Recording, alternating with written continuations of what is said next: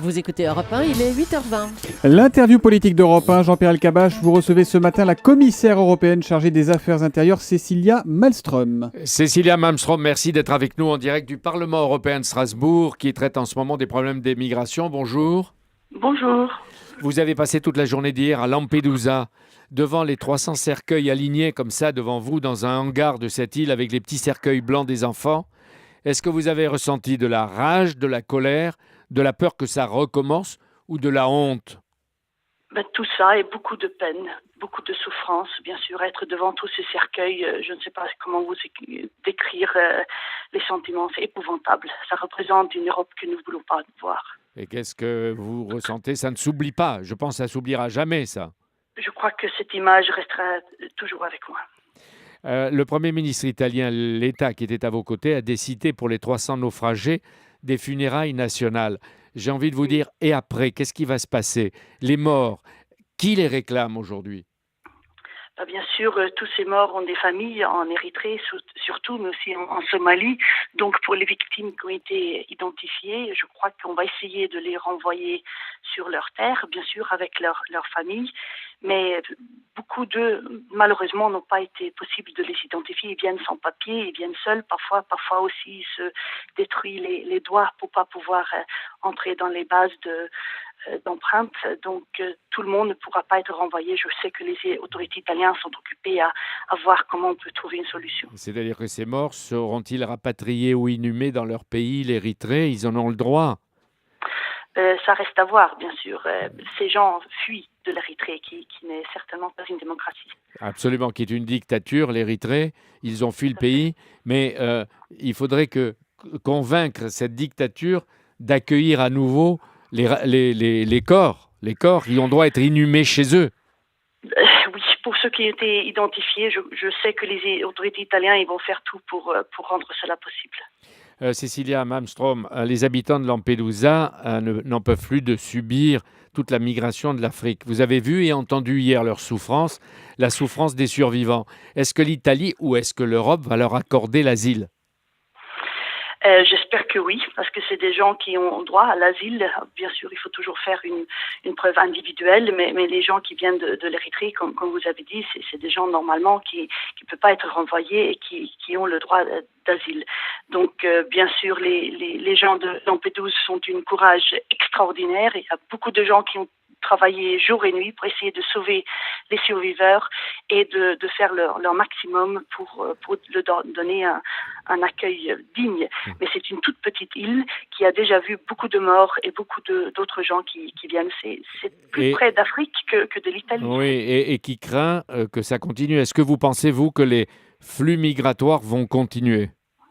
Oui, tant qu'il y a des dictatures, des autorités, des régimes autoritaires et la pauvreté en Afrique et en Moyen-Orient, bien sûr, les gens vont essayer de venir pour une nouvelle vie, une meilleure vie, en Europe par exemple. Vous dites que... Et aujourd'hui, oui. Allez-y. Non, aujourd'hui, il y a très peu de moyens légaux de venir en Europe. Et ça, c'était une des raisons des catastrophes. Alors, il faudra regarder comment peut-on faciliter pour les gens qui demandent d'asile, les réfugiés, de voir, par exemple, via réintégration avec coopération des Nations Unies, ou est-ce que c'est possible d'ouvrir quelques voies légaux par des visas humanitaires C'est-à-dire que vous... Cecilia Malmström, commissaire européen, vous dites que pour réduire l'immigration illégale, il faut accepter plus d'immigration régulière légale. Il faut faire plusieurs choses. Il faut bien évidemment renforcer les opérations Frontex. Nous avons proposé au Conseil l'autre jour d'avoir une grande opération dans toute la Méditerranée, de l'Espagne au Chypre. Ça se fera sans doute. Hein? Oui, mais ça va coûter de l'argent, donc il faudra que les États membres aussi nous donnent les ressources.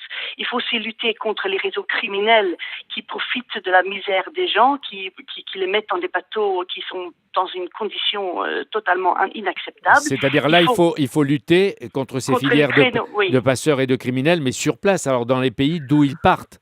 Oui, et nous avons déjà une coopération avec les pays, par exemple Maroc et Tunisie, mais bien sûr ce bateau est venu de Libye. Libye, c'est un État très très fragile, il n'y a pas d'autorité, vraiment, il n'y a pas de partenaire. Vous avez raison de le dire, ils viennent en Libye, il y a des milices et des groupes qui viennent d'enlever le kidnappé, le Premier ministre. Vous vous rendez compte, cette nuit. Oui. Alors, mais vous dites bien qu'il faut encourager ou accepter une part d'immigration légale.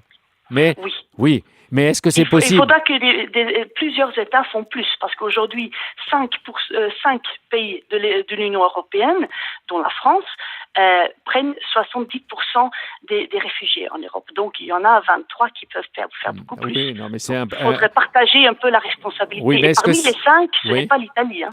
Mais est-ce que c'est possible quand il y a tant d'hostilité, de mouvements populistes dans toute l'Europe? C'est ça le problème. Maintenant, tout le monde est très, très occupé par la crise, la crise économique. Bien sûr, tout le monde exprime sa solidarité avec Italie et Lampedusa, mais il faut aussi voir que ces émotions se transforment en action directe. Donc vous dites qu'il y a urgence pour les missions et les devoirs de l'Europe et de l'Europe tout entière. Oui, donc il faut faire plusieurs choses, en termes moyens et à long terme, bien sûr. Lampedusa et l'immigration seront au menu du sommet européen des 24 et 25 octobre. Le président Hollande va faire des propositions sur la politique de migration de l'Union européenne. C'est donc un fléau mondial qui va continuer, d'après vous.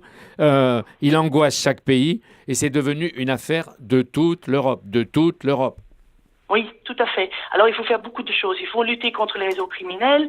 Il faut avoir plus de coopération frontalière et aussi pour sauver les vies. Et il faut ouvrir un certain nombre de voies légaux pour venir en Europe aussi, pour éviter ces catastrophes. Voilà. Merci à la fois l'urgence et le long terme. Merci d'être intervenu. Vous retournez au débat du Parlement européen. Merci Cécilia Malmström. Merci, au revoir. Bonne journée. Merci Jean-Pierre Elkabbach.